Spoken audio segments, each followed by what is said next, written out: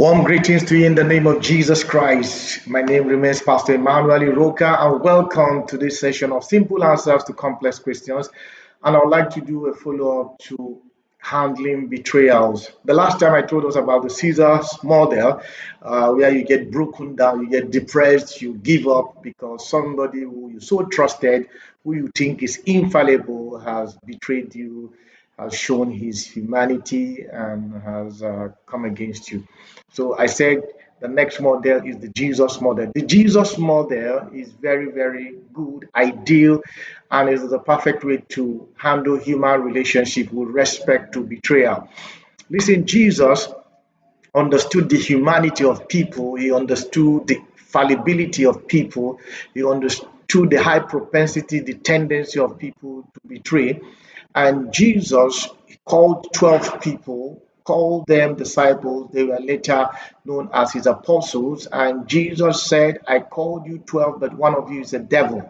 John chapter 6, verse 70. He understood the people around him. He studied them. He was so objective and not subjective in his analysis of people.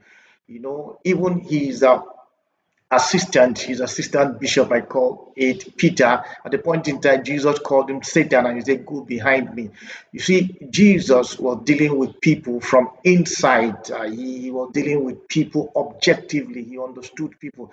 So he wasn't really broken down or he wasn't depressed. And when people manifested, so when Judas manifested, when Judas came to betray him, it wasn't strange to him because when they were taking the Last Supper, Jesus in the book of John, chapter number 13, verse 27, gave him the supper, the communion, and told him what you want to do quickly. And the communion has a way of triggering, the hidden negative things in people, and they begin to manifest. So immediately Jesus gave him the communion. Jesus told him, what you want to do it quickly. So all those evil tendencies that Judas was hiding, Judas immediately manifested and rushed to the Pharisees and the chief priests and all that and told them, I'm ready now, to betray Jesus. And when he came to Jesus, because he told them, I will identify him because Jesus was in the midst of his apostles and obviously dressed like them. And in Luke chapter number 22, verse 48, he kissed Jesus, and Jesus told him, hey, is that all you can do? Is it with a kiss that you betrayed the Son of Man?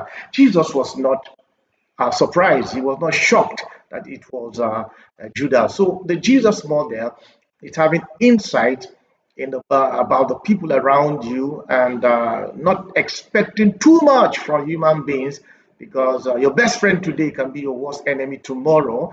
It can happen between colleagues, between brothers of one parent, between husband and wife, between business partners, but you should know and understand the fallibility of humans, and you should put some checks if possible. And I advise you to do so, even emotional checks, so that when such a thing happens, you will not be devastated, you will not be depressed. So that's the Jesus model. Jesus was not surprised at Judas's betrayal. Jesus told him, is that all you can do? Just with a kiss, I already know you. Jesus told John that Judas is a thief.